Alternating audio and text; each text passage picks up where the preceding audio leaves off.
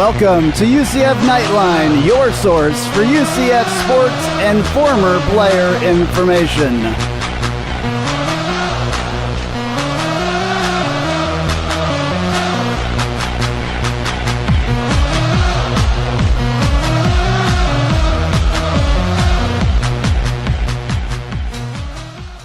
Hello, Night Nation. This is Andrew Phegley, and I am joined in the studio by Trylko. Alrighty. This is episode number 28. We're coming to you from the 1148 studios, and this week we're going to talk with Jeff Sharon. We're going to talk with Kyle Israel. That's a good one. You're such a name dropper. I know. That's what I do. Anyway, yeah, we're going to talk to both of those guys. We're going to talk a little bit about baseball. We're going to talk about softball. We're going to talk about basketball. We're talking about all of it here on the Nightline podcast, number 28. We're so close to 30, and I'm getting excited. That's a milestone of some sorts? Hey, all the ones that start with 0, as far as I'm concerned, are milestones. 30. So, yeah. I think all of them, like I said last week, it was a milestone. So, whatever. All of them are milestones, because every time we do this, it's one more that we've done. And as you know from the statistics from this past week, we're having J.J. Wharton on, people from all over the country, all over the world, right? You see people clicking on, and I may have generated a few headlines with a little column I wrote on UCF's new Cabana Bay Club. I know it's called the East Side Club, but you refer to the Knights as the Surfer Dudes, and you upset a few of the loyalists, and I know I've gotten blasted on some message boards for that. But hey, it's a little bit of content. People are talking, and that's good for UCF. Yeah, we spoke with Jeff Sharon earlier, and at some point we talk in there about if they're not talking, it's not good. So y'all are talking, and that's good. We were listened to in Florida, Georgia, Kentucky, Virginia, New Jersey, North Carolina, New York, Texas, Arkansas, Maryland, Kansas, Alaska, South Carolina, Alabama, California, and Pennsylvania so far this week. And I'm sure a few more that I haven't seen. But those people that are in those states and everybody that's listening around the world, thank you so much for listening. We really appreciate it, and we're doing this for you. So. And when we get to all 50 states, you will break out into song, 50 Nifty United States. Yeah, there's probably some song that I could do. You might be able to roll with. And yes, somebody as well pointed out that the song that I sang last week was not Lionel Richie, but it was... Was it Cool in the Gang? No, it wasn't Cool in the Gang, was it? Man. No, goodness, we're going to be in trouble now. Now, I was... Yeah. Night Fan Stan would know. He hosts a music show. Maybe he'll correct us. I don't remember what it was now, but it wasn't Lionel Richie. Yeah, it was... dang it. You might be able to search. We might be able to update that as we go along. But hey, we're getting close to signing day. Herb and the Peaches, or Peaches and Herb. Peaches and Herb. That's who it was. Yeah. So I think it was Dan on SoundCloud that let us all know that. So thank you, Dan. There were no royalty issues with YouTube. YouTube called me actually, and they were like, "Man, you had Peaches and Herb on there. You know that you have to pay them. So no, not really. No, thank goodness. Of course not. But signing day is just a few days away. It is, and we've made some headway. Of course, last week we got Tristan Payton to commit last week, and now this week, just breaking tonight news, Rashard Causey, who has said that he is a commit now to UCF. Easy for you to say. Yeah, he was a FAU commit, and recently parted ways with them earlier this month. But he had some offers, man. He had offers from Arkansas, Cincinnati, Clemson, Florida, Florida State, Georgia, Kentucky, Miami, Michigan, Mississippi State, Nebraska, NC State, Notre Dame, Penn State, Pittsburgh, Rutgers, South Carolina, USF, TCU, Tennessee, UCLA, West Virginia, and Wisconsin, and picked the Knights. Guess who he was recruited by? I do not know this. I don't know. Travis Fisher. Ah, very and good. We just talked a couple weeks ago, and we've been talking about these new coaches and how they were going to really, especially him with his NFL experience and all that, talking to these kids, and so that's a good one. Paying some dividends already. Absolutely. We're going to talk to Jeff Sharon now. How about that? Yeah, I like what he may have to say about recruiting. Yeah, me too. So let's do that. and we'll be back. And we are joined on the phone today by Jeff Sharon. Jeff, are you there? Yep, yeah. Hey, guys, how are you? Good. What about yourself? How's things going? Life is good. We're through the holidays now. We're gearing up for National Signing Day, the world's most overrated sports holiday, and we just keep chugging along, following basketball, following the spring sports. Things are going pretty good over here. So tell us a little bit about yourself, Jeff. So I'm originally from South Florida, but I'm a UCF alum. This class of 2005. Did a lot of broadcasting, play-by-play as a student at UCF, and got my grad degree at Syracuse, and did a little bouncing around. Did some television sports reporting up in northeastern Georgia, a little town called Trylko, about 50 miles north of Athens, at a CBS affiliate up there, and made my way back down here. Worked at the UCF athletic department in the video office for 2 years, and now I'm currently teaching online journalism, and I'm also a reporter. I'm officially the UCF insider for SportsTalkFlorida.com, which is the website that's affiliated with Sports Talk Florida 1080, the team in Orlando, and 1040, the team in Tampa Bay. So I do plenty of work around following around UCF sports and just following what I know and keeping it up there for Sports Talk Florida. Speaking of UCF sports, there's a few things that we're wanting to talk about today and we need to talk about. Number one, like you mentioned at the top there, we're getting ready for National Signing Day, which is coming up in just a few days. What's your feelings on that, and what do you know about that? Well, it's like I mentioned, I know that this is, I get that recruiting is the lifeblood of college sports, and not just football, but everything.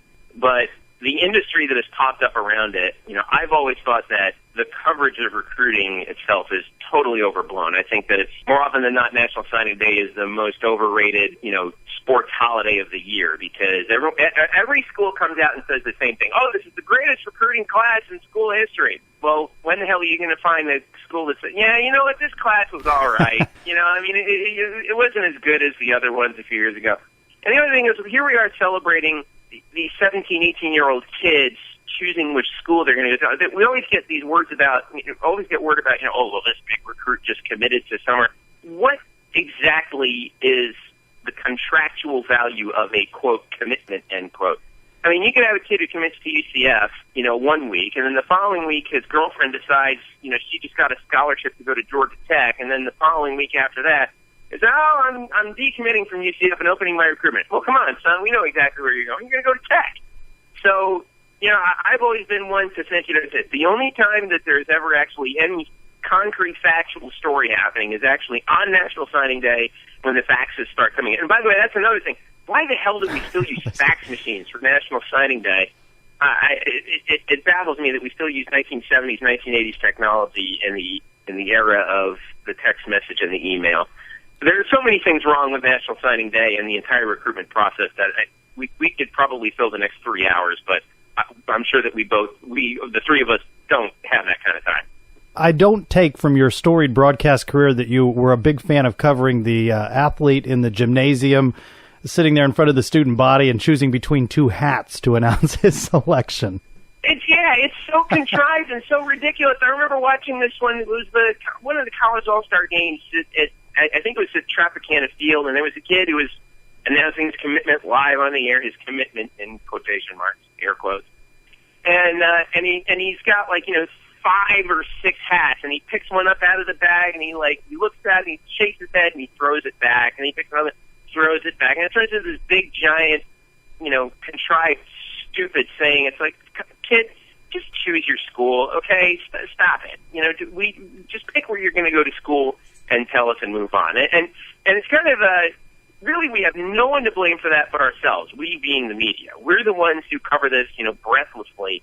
We get what we deserve. So Jeff seems to be holding back his opinions here on the Knightline podcast.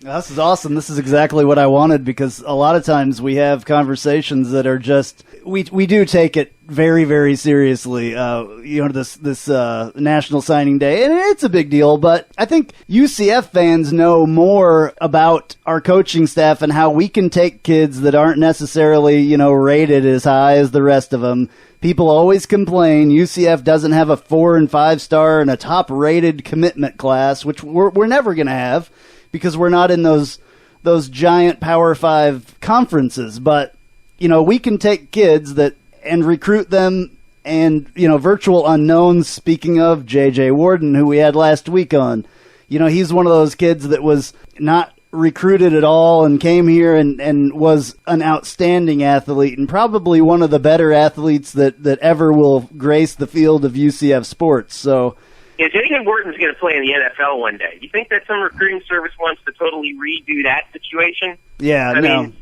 that's the other thing with that kind of drives me crazy. And the other thing too, like, I'll give you a great example. You're really talking about is player development, and that's where the rubber meets the road with a lot of these schools. Is okay, fine, there's talent.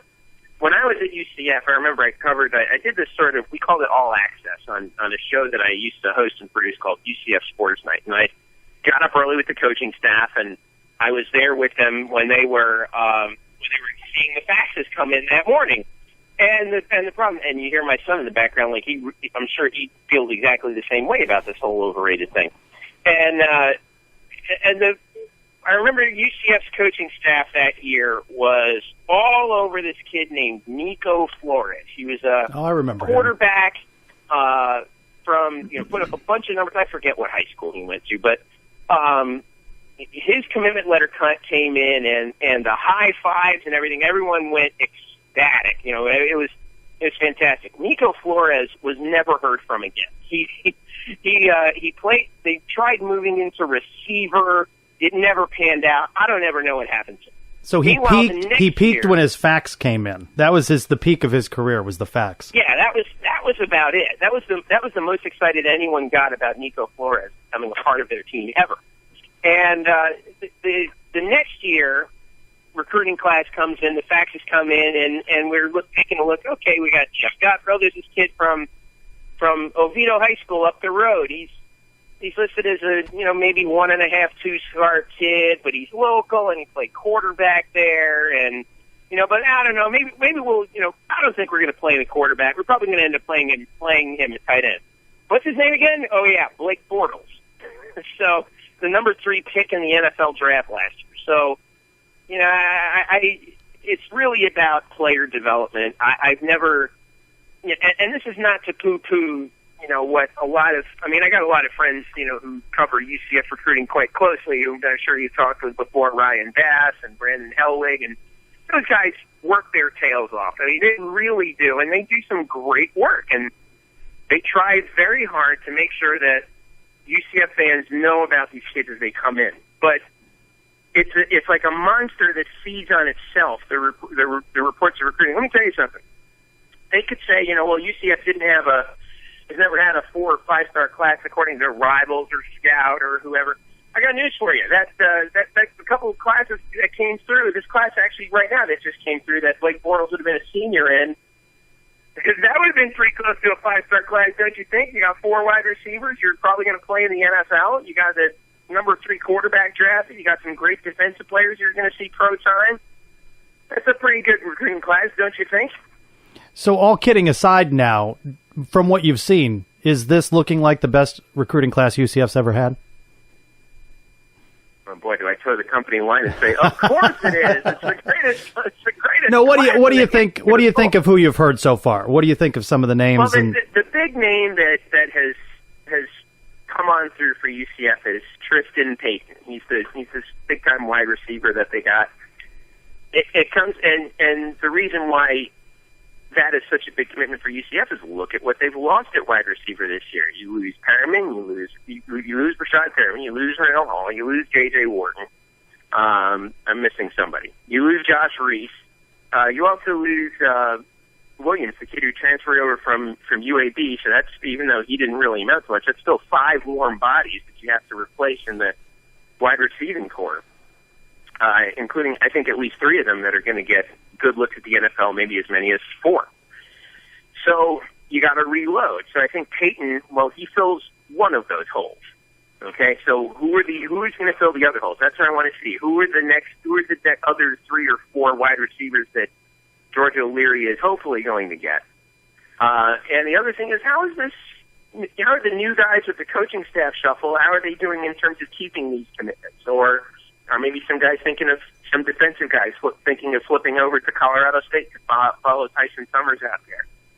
It's an intriguing signing day from a UCF perspective, not so much, I think, because of the kids that may come in, but because of we're going to find out whether or not these, Brent Key, for example, in the offensive coordinator position, what is he selling these kids on, for example? Yeah, I think UCF as well is pretty good at keeping the guys that they have that were on the scout team or whatever last year and the year before. There's a couple of guys back there too that they're pretty good at keeping them pretty under the radar, and then all of a sudden this guy shows up. Oh wow, he redshirted. I didn't even know that he was here really. And unless you're really paying attention to this stuff like we are, there's going to be some new names. Yeah, but even if you are paying close attention to it and following it with a microscope, sometimes you don't think somebody breaks through that you don't think would have broken through. Right. Yeah, so it really is a crapshoot. It is. The next topic I wanted to talk to you about, because we talked a little bit earlier in the week about this. What do you think? What's your opinion on the Beach Club? The seating area that will be on the east sideline this year between the 30s. The Cabana Bay Club. The surf club. Well, if you're a recruit who's from north of, say, Atlanta, boy, that's going to look really fun on television around October and November when it's really cold outside, and then they pan to that East Side Club and people are, tanning out there, and because it's going to be looking directly into the sun when the sun sets. So it's a good thing it's a beach club, because, well, that makes perfect sense. Except they don't have any water, but there has been talk of a lazy river. There has been talk of a lazy river. Could we at least call that a moat? I'll buy a ticket right now. And not a lazy river? Look, I get from a business perspective why UCF is doing that. I mean, those are seats that they're selling for, I think about $900 per season ticket. You get the ticket with the seat back, and you get the access to the beach club. And you're also able to get alcohol at this place, which is another big development that I think not a lot of people have thought of that is going to be key. But the people who I feel bad for, and I think I'm speaking to one of them, is the folks who have lost or had their season tickets moved. Forcibly removed, I tell you. Removed, yeah, without any compensation, or you're paying basically the same price for a crappier seat. I mean, there's some folks who are saying, I get the UCF fans say, hey, what about us? We're being moved to a seat of lesser value in order to make way for this toy, essentially. Novelty act, gimmick. Yeah, but have you ever been to a game at East Carolina by chance, football? Oh, as much as I would have liked to have gone to the bustling metropolis of Greenville, North Carolina, no, I have not been there. They have a tremendous club area, and the upper level is the suite and the bar and all of that. Below that is their weight room, all glass. You can see it from outside the stadium. The players can see the field on inside the stadium. And by the way, it's in the end zone. Just like the, pirate ship in Tampa Stadium for the Buccaneers. That swimming pool in Jacksonville, by the way, is not at the 50-yard line. It is in the end zone. Heck, even the swimming pool that the Diamondbacks have, by the way, it's out in the outfield. It is not behind home plate. Right, but remember, we're selling these for $900 a pop, and I forget the exact number of tickets that there are. But what's the season going rate for a regular season ticket in that spot if you didn't have that place? It certainly wouldn't be $900. So, again, this goes back to a larger issue that for a span of about a week, maybe public enemy number one on the UCF message board, is that UCF needs to produce its own source of, it needs to really develop its own source of athletic revenue separate from the student athletic fee. And UCF, it's well known by now that UCF charges one of the most exorbitant student athletic fees per credit hour of any school in the country, certainly any public school where they release that information or that information is available publicly. I think it's $14.32 a credit hour that goes to athletics. And, multiply that by 60,000 students taking an average of 12 credit hours. That's a hell of a lot of money. And it's kind of like if you're a company. And I did some extensive reporting on this with a fellow by the name of Jim Williams, who's also the sports business reporter for SportsTalkFlorida.com, who's very well connected. He's based in D.C., and is very well connected with the Big 12. He talked to 6 different sources connected to the Big 12 and schools associated with the Big 12 that said that UCF's biggest problem is that they don't produce the revenue independently that the Big 12 wants to see. They're hooked on this drug of the student fee. It's like if you're a company, the way it was describing is it's like if you're a company that relies on government subsidies. What happens the minute some legislator decides that those subsidies should go away? Well, you go out of business. Let's say tomorrow, God forbid, enrollment drops at UCF by, say, 5 or 10%. One of the reasons why the Board of Trustees determined is because the tuition is too high. Well, what are they going to do? They're going to cut tuition.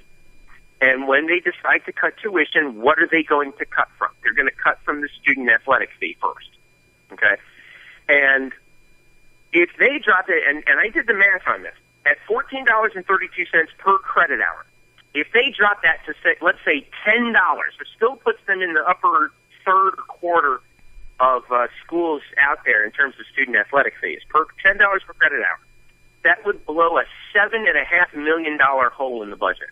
And when you're talking about $7.5 million a year just vanishing into thin air by the decision of the Florida Board of Trustees, you're looking at blowing up 5 different sports. And that's the problem that UCF has. They need to become more financially independent. Really, the overarching problem is that our alumni base is growing, but it's not old enough. We don't have the CEOs that are good for $25,000 a pop, like Michigan does when they were going to get Harbaugh. They just make phone calls and bang, and the check's in the mail. Our largest donors, like for example Tony Nicholson, he never went to UCF. But even in the highest projections for this, they're talking about this generating a couple $100,000 a year. Every little bit helps. Until you start having these, CEOs, coming out of your considerably sizable alumni base now, churning out 15,000 students a year. Someone around there is bound to hit the lottery. So a top 10 finish, a Fiesta Bowl win, that's not going to get more than where we are now with 4,000 Golden Nightclub donors, but some fake sand and some surfboards, and suddenly people who are in Central Florida are going to get off their wallets to start supporting UCF sports. Well, yeah, but see, here's the thing. I graduated in UCF in 2005, and at that time I think we just crossed the 50,000 student barrier. When I went to UCF, it was 38,000. I entered in the spring of 2001. So that's pretty quick growth. UCF hasn't had a large alumni base except for the last, I'd say 10, 15 years since I started there as a student. And it takes a lot of time for us to basically become old curmudgeons with a lot of free money to throw around and to sign those kinds of checks. And you say, well, let's just open up the pocketbook. Well, it's not that easy. I mean, we're in, I don't know about you guys, you young whippersnappers, but I'm in my early 30s. I'm not, as a UCF alumnus and fan, I'm not in a financial position to be able to donate the kinds of money that UCF would need to in order to compete financially with some of the schools that are already in the Big 12. Oh, Iowa, by the way, dregs of the Big 12 included, like Iowa State and, Kansas State and whoever the hell else there may be. We're not producing that much money from donations on our own just yet. And we don't get the kind of corporate support either that we need either because we're so close to Gainesville. And there's a lot, and all the corporations that are here in Central Florida, they go to Gainesville first because their CEOs and boards, they all went to UF mostly, not UCF just yet. So this is a generational thing. It's going to take time, and we live in a world where we want it right now. Hey, we beat the Big 12 champion last year in the Fiesta Bowl. Why the hell can't we play in that league? Because it's not about wins and losses. It's about dollars and cents. Absolutely.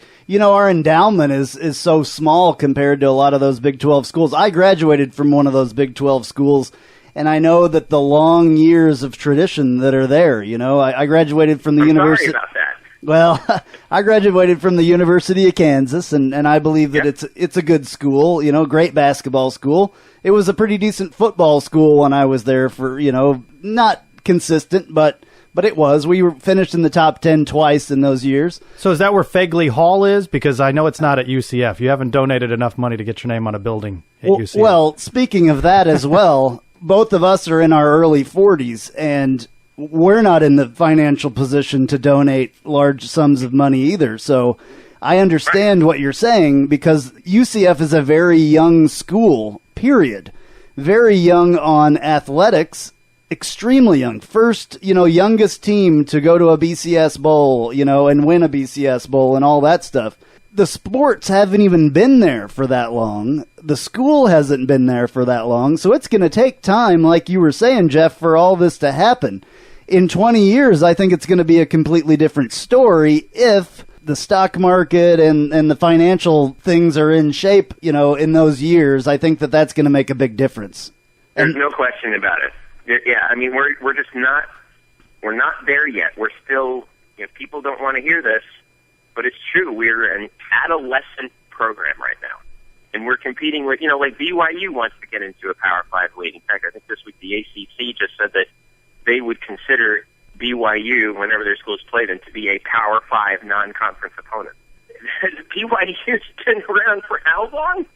A long time. And they have the support of the Mormon Church and everything. And University of Cincinnati has a much larger endowment than people think. Memphis certainly does, and virtually the entire board of FedEx went to the University of Memphis.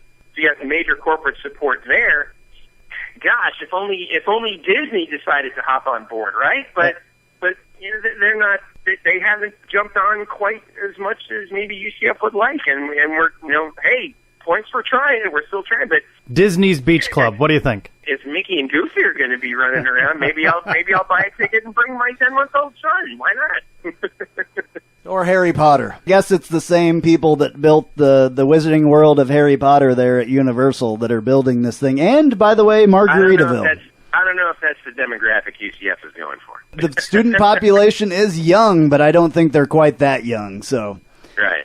But, this is the thing. It's another open revenue stream for UCF, and we're going to see more moves like that, and that's going to be key. But it's just one brick in the wall, so to speak. It's going to take a while for UCF to financially get to a place where at least certainly the Big 12 wants it to be. Now, am I saying UCF is never going to get to a Power 5 league? No, things might change. You never know. How about a waterfall in the end zone coming from our new scoreboard, where that flows into our moat/lazy river? Or, since it was the Universal Studios folks, how about some sort of Hogwarts Express kind of thing? If we've got people flying around on broomsticks in a lazy river that I can bring my tube to, hey, I'm all about it. What was that called? Kidditch? Or we could have a Quidditch. Don't ask me why I know that. Yeah, well, you have kids. Oh, by the way, we play football in there. In case anybody cares. Hey, kids, there's a football game going on, too, in case you're interested. Jeff, I don't think we're going to take much more of your time. I appreciate you joining us. Definitely very valuable information that we got there. I want to talk more about this at some point with you, so we will definitely have you back on. I know you could talk for a long time about that discussion that you had about the Big 12 and the research and everything that you did there. So we will have you back on at another time and talk about that stuff, because I think that we need to get into that stuff, and people need to understand those things. So, well, I appreciate you reaching out to me and having me on. I'm a new supporter of you guys, but you guys are doing a fantastic job. Please keep it up. All right, thank you. That means the world to us. And Jeff, when are you on the air? Tell folks again where they can find you and when. No problem. So I do post at least 2 articles a week on sportstalkflorida.com. You can occasionally, with Eric Lopez, who you guys know, and we actually go way back to when we were students. We were hosting a show during football season called the Football Insiders, and also you can send your hate tweets to Jeff_Sharon, Jeff_Sharon on Twitter. You never get any of those. No, not at all. At least I don't read them. I sure don't show them to anybody else. Yeah, I think any of us that do that or do this kind of a thing definitely get some of those emails. It's we've gotten a few of those recently. So yeah, you know what? The way I see it is, if someone's mad at you and your job is to write or produce content for a living and find out the truth, and someone's mad at you, you're doing something right. Yep, you're doing a good job. All right, thank you so much again. and we will talk to you very soon. Thank you, fellas. Call me back anytime. All the best, and keep it up, okay? So, you know what they say, what happens in Vegas stays in Vegas. We don't need to know about your fun-filled weekend in the City of Sin, but we hope you'll click the ad on our website. It's right there to the left, the one that screams you have to save up to 50% off your next trip to Vegas. Just click on the ad and we promise never to talk about what happened in Vegas. This is J.J. Warden, and you're listening to Knightline. Thank you so much, JJ. All right, so that was a great interview with Jeff Sharon.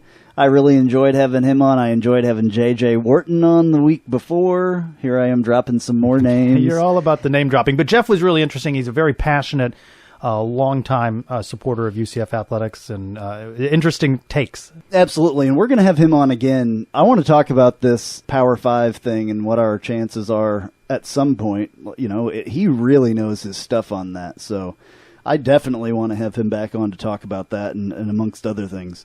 Next, I think that we are going to talk to John Swift and the Crunching the Numbers thing that we've been doing. He's going to be taking a look at the UCF linebacker core. And then, of course, stay with us because you have Kyle Israel. Yeah, Kyle. Man, Kyle is a wealth of information. We're going to talk to him, a world traveler.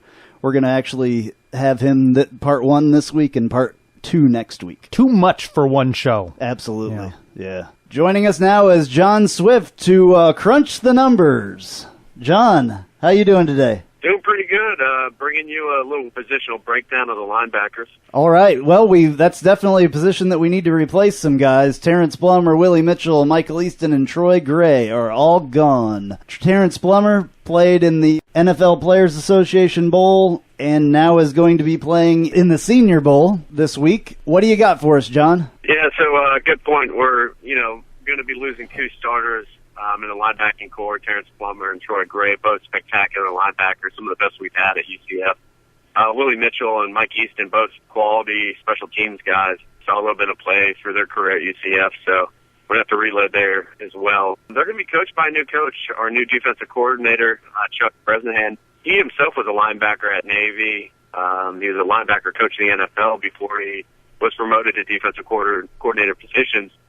His father, Tom Bresnahan, was also a 16-year NFL coach as an assistant. So he comes from a coaching line. He has a lot of experience in many different leagues and played the position. So I think he's going to be a good guy for us to bring these new linebackers together and really make a push to match what we had this year. Looking down the linebacking core coming in, we have a few seniors and some young guys that will probably see some time. The first guy I wanted to highlight was Dominique Spencer. He's a middle linebacker. He'll be a senior.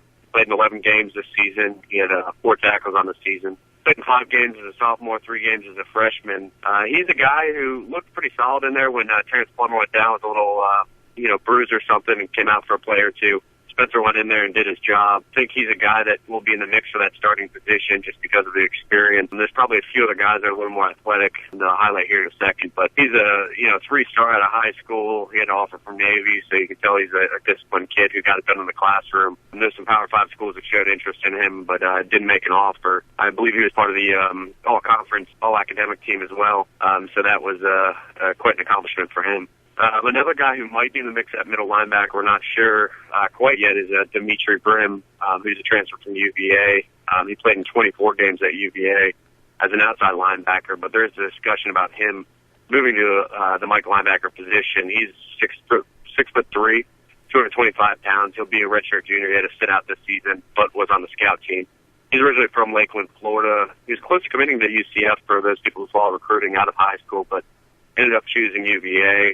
He was a 3-star guy out of high school, had 4 Power 5 offers. I believe he was the number 83 player in his class out of high school in the state of Florida. So a highly touted guy. I know a guy that the coaching staff was very high on the scout team. Another guy who might be in the mix at the middle linebacker position, but played quite a bit outside linebacker this year, is Earl Clark. He was a JUCO transfer. He played in 12 games this season. He started 4 posted 30 tackles. He's a guy out of Miami Central. He originally attended Cincinnati, which is kind of interesting, before he went to JUCO. I was thinking about that. He came to UCF and got a championship trophy, but I guess if he stayed at Cincinnati, he probably would have done the same this year. He was rated as the top JUCO inside linebacker, 4-star out of his JUCO years, and he's a guy that the more I saw him on the field, I think really showed up. He's got great speed for his size. He's a pretty big kid. I wonder why he went from Cincinnati to the junior college and then now back to UCF. That would be interesting to find out. I wonder if it was an academic thing. A lot of times it's an academic thing where those guys will have to go back to a junior college for a year or whatever. So, I'm assuming he's fairly good academically being on O'Leary's team, though. Yeah, I don't have any detail for you on that situation, but obviously from Miami, so UCF is closer to home for him. But he seemed to fit a good role at that outside linebacking position when we were running 3 linebackers. He started a couple occasions in that role. He's 240 pounds, but has good athleticism. He can get out on the edge. So I'm not sure if he'll, be morphed into a middle linebacker depending on who we have. He'll definitely in the mix. I expect him to start. He'll be a senior this year. And as I mentioned, the more I saw out of him, the more I was impressed with his ability to, run sideline to sideline and really kind of fit into that UCF speed defense. And John, is it your take that with Bresnahan being a former linebacker, that this is going to be a point of emphasis for him and what is going to be in a lot of positions a new look defense for UCF? Yeah, absolutely. He's going to have his plate full, as we talked 2 weeks ago about the secondary having to replace 4 starters. So his back 7 is pretty much gone. Any coach will know it starts up front, but we're pretty solid there with the guys coming back. I think with a clean slate, him coming in, it'll be a really good opportunity for him to really analyze and break down the talent we have there. And so we might see a couple surprises with who we see out there versus who we've seen get some playing time, because I think he'll certainly find the best individual linebackers who can plug into his system and play the game. There's a freshman here, too, and I haven't let you get through everybody. I'm sorry. I'm interrupting. There's a freshman that was not able to play last year, and he should get a medical red shirt. I think he was probably going to be red-shirted anyway, but Caleb Perez. I actually talked to his dad last year on one of the open practices, and he had to have an ACL fixed, but he's a good-sized kid. I'm sure he's gained some weight since they listed him here at 215, but I'd be really interested to see him because he is one of our actually youngest guys, except for this draft class coming in, this year. We'll probably take, it looks like we have 4 signees coming in at linebacker. The 2 kind of highest touted are Quentin Hampton, who's slightly undersized middle linebacker out of the Atlanta area, and Neil Nelson, who's out of New Jersey, who's pretty highly touted outside linebacker. So it'd be interesting to see if any of those freshmen can come in and push for playing time. We have a couple guys back with some good experience. Justin McDonald, he had 2 starts his freshman year, played 9 games. We thought we would have saw more out of him this year. His freshman year, he had a sack, 4 tackles for loss, fumble recovery. He played in 6 games this previous season, but didn't quite just seem to have that rotation that we saw the year before. He was a strong safety in high school, so he has good speed and great instincts, but there were certain plays where you could see he just didn't know where to be. So there's still some growing pains with learning the position. A guy who, can really get after some things. I saw on some, short routes, on some run plays, him really come up and find somebody in the backfield, but, more challenging in coverage. Ironically, he has the speed, but, just kind of learning the scheme and communicating on the field is a different thing. Another outside linebacker with speed is Shaquan Burkett. He'll be a redshirt sophomore. He got that medical last year. He played in 4 games his freshman season before suffering a knee injury. I remember he started at Penn State. And this last season he played in 12 games. He recorded 40 tackles, 1.5 sacks, 5 tackles for loss. He's a guy that, I think is probably the front runner for one of those outside linebacker spots and to be starting. Out of high school, he's a 3-star. Played the safety position as well. Had 3 Power 5 offers, including some Clemson and 2 SEC schools, all known for defenses. And he's a guy that's putting on some weight, but I think, they have listed him at 6'2", 218. Probably get up to about 225 going into spring camp. And could be a great force of that outside linebacking position, as, you saw in bits and pieces this year. I'm not nearly as worried about this position as, defensive backs. We lost a lot here, but we're definitely losing a lot more with corners and safeties. Do either of you think that there are any recruits that are going to be serious contenders for first-year playing time with this group that's back? John, why don't you go ahead with that? Yeah, I just don't see it. Quentin Hampton looks pretty impressive, but he's about 5'11". He's got good girth to him. looks like a very strong kid out of high school. Not like a lot of the linebackers we get who either need to put on weight or need to, get in shape. So he's a guy that I think, could maybe flirt with an opportunity to get some playing time. I think it'd be similar to how our secondary was last year. If these guys aren't going to be playing in meaningful minutes, then we'll probably redshirt them. We're taking 4 linebackers in this class, so it'll be interesting to see if anyone can push them. I just don't see it given the experience we have back, given the transfer from UVA, Dimitri Brim, and Earl Clark. I mean, these are all guys who have played, Shaquan Burkett, that, right now I think most Knight fans would be comfortable with them starting. They might not be day one ready as far as Troy Gray and Terrence Plummer were, but guys that fit in the system well, they have good size and speed, continue that tradition of throwing down the hammer on defense. This is another area where George O'Leary and his staff have really coached up some guys over the years, because I don't know if you remember, but I remember when Terrence Plummer came in there at first, was not anything like what he is now. He definitely improved over the years. Even from last year to this year, there was definite improvement there, but I think we're going to miss him specifically because he was one of the guys, and I say this all the time, that went out there and played with his heart and gave it all on every single play. And those are the guys that, we need to find and we need desperately. Yeah, you always talk about kind of an emotional leader on the sideline. He certainly was the epitome of that. He was a guy that we'll see as the NFL draft comes if he'll get picked up in the draft, or, he'll probably be a good undrafted free agent if he slips that far. Tremendous football player. He lacks some of that size and that speed probably at the NFL level, but just a tremendous career at UCF. Really, became a leader of this team, a leader of the program. And, there was a couple of games where he just showed up and it was like he was absolutely unstoppable. Had some of the most dominant defensive performances out of any linebacker in UCF history. We're definitely going to need somebody to step up and fill those shoes, and those are some big shoes to fill. And I'll tell you what, as we get closer to signing day, it's going to quickly shift into, there are going to be a lot of position battles to watch for in spring ball, and this is a good look at a position that is not cupboard bare. It gives you some hope that we're reloading here, not rebuilding. Yeah, and I think that's kind of the assumption, but we won't see until the product's out on the field. Another guy I would like to mention real quick that I didn't mention is Jordan Franks. We saw a lot of special teams play. He saw a little bit of time on the edge rushing the passer, a little bit of time at outside linebackers, and he played in all 13 games. Very versatile, rangy athlete. I think he's 6'3"-ish, 6'4", and stands 225. He'll put on some weight in this offseason. A guy that the staff was really, really high on last year. I just don't think he found that fit. But maybe a guy with this new scheme could find a position there and could leverage some of his athleticism. Well, we thank you very much for your insight into this, and we will look forward to having another episode of Crunching the Numbers with John Swift coming up. Sounds good. Thanks, guys, and charge on. And then John will be talking about the defensive line coming up in his next edition of Crunching the Numbers. Yeah, we're already at like the time that we normally try to get this done by right now, but we've got a lot of content this week, and we're going to go straight into the Kyle Israel Part 1, and then next week, Part 2. All right, joining us now on the Knightline podcast, a term we don't like to throw around lightly, but UCF legend quarterback Kyle Israel joins us now on the Knightline podcast. Thanks for joining us, Kyle. How you doing? I'm doing great. It's a beautiful Saturday afternoon, and about to head on my way out of the country tomorrow, so doing okay, but making my rounds and saying goodbye to my family.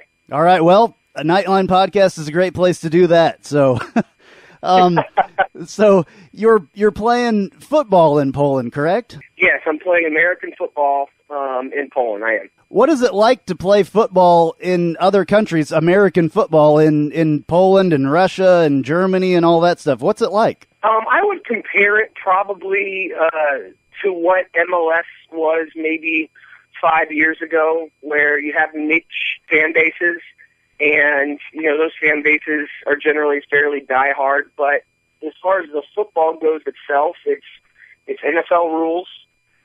There's 4 to 6 Americans on each team. Only 2 Americans are allowed on the field at a time for each team. So on offense, you generally have 3 imports. On defense, you generally have 3 imports.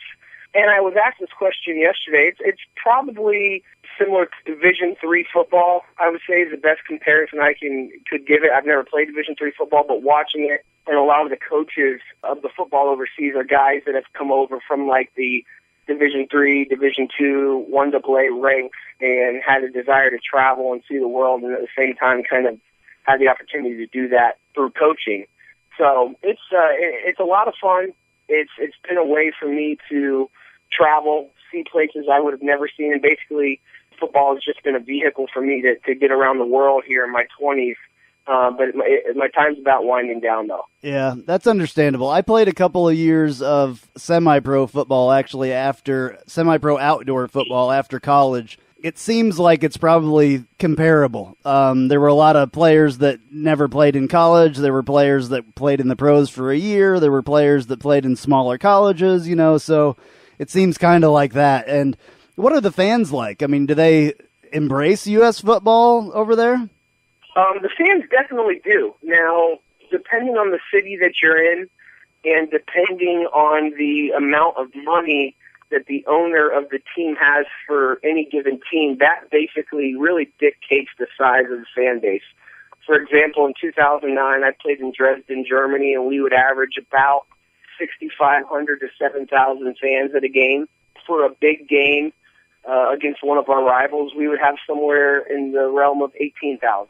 And then there'd be a game when you're playing, like this past season in Germany, you'd be playing versus a team that nobody really cared about, and there would be 2,000 people there. So there's probably kind of like UCF was, as a matter of fact, through the 90s and early 2000s, you had UCF had their core of 15,000. Well, each team over there has their core of 2,500 who are diehards. And, I've had a few fans come and visit me in the States over the years and still stay in contact with a lot of them. And they come out to practices and make meals for you and welcome you in their home. So it's really kind of, for the fans that are the most diehard and that just really love it, it's fairly fanatical. And if you go to a city, you can see, teams have pictures of players on billboards, and there's advertisements around the cities for the games. And so, it's hard when you're removed and here stateside to really understand exactly what it is or what it's all about. But if you go and step into that world, it's basically, in my opinion, like the Orlando Predators in Orlando. You have, a few thousand fans that really like them, but everybody generally knows who the Orlando Predators are. Just happens to be indoor football. I would compare it to that overseas. Have you ever thought about playing rugby? It's never crossed my mind. I had a teammate in Kiel, Germany this past season who played in the NFL for 3 years with the Saints and with the Chicago Bears, and he was actually approached by a scout, running back, big guy, 6'1", 235, approached by a scout to play on a rugby team this upcoming season, and he's going to do that. And so I've talked to him about the process of what he's doing. But for me, rugby is not, so I don't even know the rules to the game, honestly. I don't even know how it works, but I'll tell you that I have a ton of respect for rugby players. It's always an interesting conversation when a guy that plays football and a guy that plays rugby gets together and tries to figure out which sport is more difficult. I think mentally, obviously, you go with football, but you got to give a lot of credit to guys that run into each other with no helmets on. Absolutely. Those guys are insane, and they take it very, very seriously over there. So it's good. Really short shorts. Yeah. And some of them wear those little padded helmet things. Kind of looks like the old, leather football helmets, but I'm sure they're way more high-tech than that. But what about, like, equipment and stuff like that? Do you have good stuff over there, or do you feel safe playing football in Europe? It really is done very professionally. We have equipment managers, we have general managers, we have team presidents, we have team owners, obviously. There's a coaching staff usually of about 8, which is similar. I think there's 9 in college football. So they take it very seriously over there. And for a majority of the teams, it is a business. And I don't know how much money they're making, but for those teams that are drawing fairly large crowds, there's some profit there. So they take it very seriously. The equipment is top of the line. There's no endorsements. There are no really, team cleats per se. Everybody kind of wears their own cleats. So you're not seeing anything like that. But as far as helmets and shoulder pads, really the only thing that really frustrates me that I know is subpar to what we experience here in the United States is the officials. And the officiating of the games, you never know what you're going to get. Some games are good. Some games are horrible. I lost the playoff game in 2009. I threw a touchdown pass with about 7 seconds left to go, and an official, the side judge, threw a flag saying that the guy that caught the ball was actually covered up. He thought that the Z receiver was on the line of scrimmage and the tight end was covered when it was very clearly obvious and that the Z receiver was off of the ball, so the tight end was eligible, and I hit him on a post down the middle, and we lost the game. So that rings a bell. But officiating, I would say, is probably the biggest difference and the most frustrating aspect of playing over there. Well, it can be like that around here too, for sure, with officials, especially when we had those the replacement officials in the NFL. Maybe some of those guys are over there. I wouldn't doubt it. It feels like it sometimes. I read an article, like trying to do a little bit of research on the Russia experience, of course, playing in football. And one of the articles, I think it was when you were playing. It was against another Russian team, and I think it was a playoff game. But they were talking about how the fans, a lot of the fans anyway, maybe some of the local people that just came out to do something, didn't really understand it. And there was a bunch of girls in the stands that got a hold of the word fumble for some reason, and they were screaming, fumble, fumble, every time that they could. So that I could see that, and it would have to be a little bit funny in a way, Russia was a experience for me that was all encompassing, and actually I decided to move there full time. But the football aspect, my boss, who is technically still my boss, but he's been in prison for 10 months now for things he didn't do. But he wanted to build the game of football in Russia, and he wanted to create an international football league that would start in 2016. So I moved over there in February of this last year to help build that infrastructure for this league and set up the pipeline for American players to come over and play in Moscow.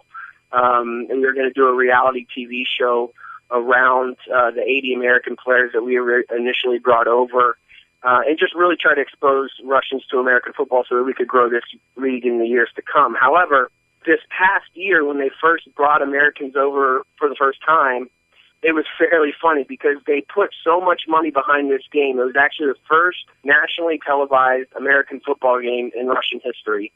And there were about maybe 10,000 people at the game, but we had Skycam. It was fully done as far as a true, felt like an NFL professional broadcast. They actually did a documentary about the game itself and the preparation for the game and players coming over. And I don't know if you had heard this or have seen this since you've been doing a little research of your own, but my boss, Mikhail Zaltzman, was actually the Russian who offered to pay Tim Tebow $1 million to come over and play in 2 games. I did see that. Yeah, so he used that I think he knew Tim was never going to come, but he kind of used that as a PR attention grabber, and we actually had the U.S. ambassador to Russia. He was at the game, and he did the coin toss, and it was a big event, but the people in the stands, I guarantee you, had no idea what was going on because they were cheering and clapping at times that they shouldn't have been. That's cool, though, that American football is being, shown and being played in other countries besides the United States. I think the NFL Europe thing, I'm shocked that they discontinued that because it was starting to be, a real kind of developmental league for American football. And so I guess if somebody can pick that up and roll with it, more power to them, for sure. Well, that's really the thing that we're missing, right? Major League Baseball players, once they graduate college or get drafted out of high school or whatnot, they have a farm system to develop. The NBA has the D-League, a farm system for these players to develop. But when you look at the NFL, sure, you could say college football is a developmental league for the NFL, but there's a lot of good guys that end their college career that could be really good NFL players with just a little bit more development. And I think that's what we're missing. Of course, you have the CFL, but those are completely different rules. Of course, you have arena football. That's a completely and entirely different game. So there's nothing here in the U.S., and I think that just the NFL and college football are such big monsters and giants in their own right and demand so much attention that these teams and these leagues that try to start, like we had I forget the Tuskers, the Orlando Tuskers here in Orlando a few years back, but nobody would go to the game. So what happens is the teams fold. So we wanted to create a way for, one of the biggest things for me is just the life experience and perspective that I now have on the world based on being able to go somewhere and play football. So I was excited about being a part of this team to build this international league where I could pull Americans out of America, bring them to a place like Moscow, Russia, give them an opportunity to develop their craft, and at the same time pay them fairly good money and expose them to other aspects of the world. And I think that, for me, was what I was trying to do and why I bought into what we were looking to do there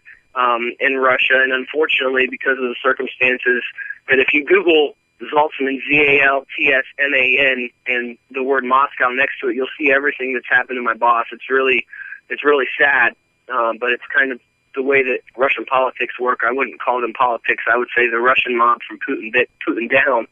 The people with the most money have the most power, period. And so that my boss was unfortunately arrested and put in prison and framed and all those crazy things, which led me to have to kind of escape about 12 hours after he was arrested. So, but yeah, it was a great idea. I wish that I was still there doing that, but people love American football around the world, and as you see the NFL making the move to London, playing 3 games there next year, those people over there travel from not just London. It's not just when those games are being played, people are traveling from all around Europe to go watch these NFL games or just tailgate or be a part of the environment. And I don't think, it's too far out, maybe 8, 10 years, 12 years, when you're going to see possibly a team make that jump overseas, because the one thing I find that are different in the fan bases, they are so fanatical. Now, you think of college football programs that have big fan bases, fanatical fan bases, and the same with NFL. But these people, the Europeans buy into their team so much that it is just straight religious for them. And so I think that there's ground to be made in regards to moving the NFL or any type of larger financially supported league into Europe.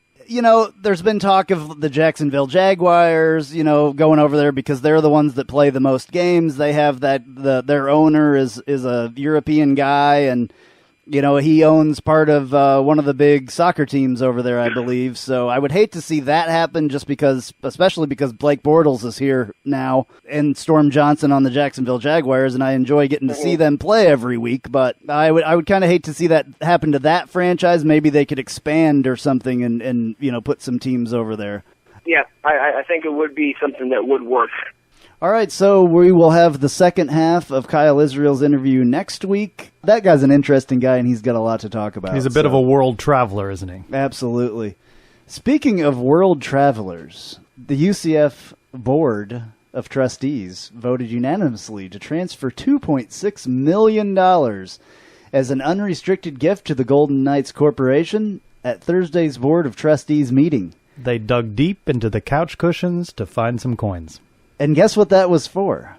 That was for the ESC, the East Side Club, the Beach Club, which we may have mentioned earlier. Yeah, we may have mentioned this earlier. We did a little bit of polling as well, and in our polls that we made, it's pretty much said that most people were for it, but they weren't going to spend their money on it this year, but may later on. Those were just a group of fans on the UCFsports.com boards that we were talking to and did a little poll on there, and that's what they came up with.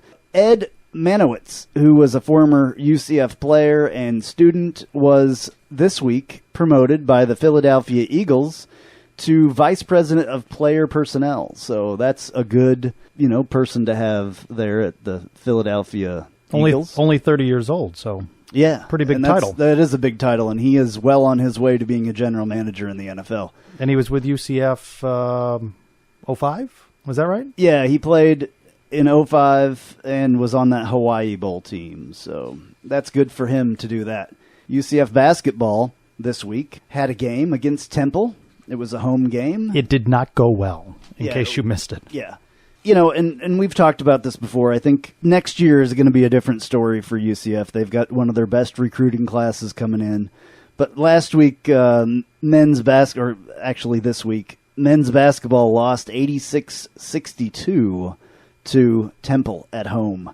Temple's a very good team. They're not even the best team in the American. That would be Tulsa at this point. Well, Tulsa has the best record. Yeah. I'm not entirely sure they're the best team, but they have the best record. Yeah, they have the best record, so at this point they're the best team. All right, so anyway, moving along, softball this week was picked to win the American Conference again. They won last year, obviously, the first year of the American Conference, and baseball was picked number 22 in the preseason poll. The national ranking was the 5th consecutive season that the program has been acknowledged in a top 25 poll. The last time UCF was ranked in the preseason came prior to the 2012 season when Baseball America listed the program at number 21. UCF was one of the last teams outside the field of 64 this last year in the NCAA tournament. Coach Terry Rooney was honored as the American Coach of the Year. And pretty soon we hope to have a preview of the upcoming baseball season on a future edition of the Knightline podcast. Yep. So that was a long one. Thank you guys for sticking around and listening to it. Thank you very much for supporting us, and we will see you next week. I'm Andrew Phegley. I'm Trey Trylko. Happy signing day, everyone. UCF charge onto the field. With our spirits we'll never yield. Black and gold charge right through the line. Victory is our cry. BSCTO or Y. 2 9 or 9s will